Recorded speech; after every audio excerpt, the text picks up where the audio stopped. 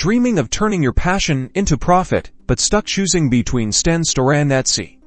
Let's break down these two powerhouses to help you decide where to best sell your digital products, courses, and services. First, StanStore. StanStore is your all-in-one creator platform. Think of it as a souped-up link in bio. Lets you sell digital downloads, courses, schedule appointments, and even build an email list all in one place. The beauty of StanStore lies in its simplicity and powerful marketing tools. You get built-in analytics to track performance and understand your audience, and it is easier to directly engage with your audience. Now, let's talk about Etsy. Etsy is a massive online marketplace known for its handmade, vintage, and digital goods.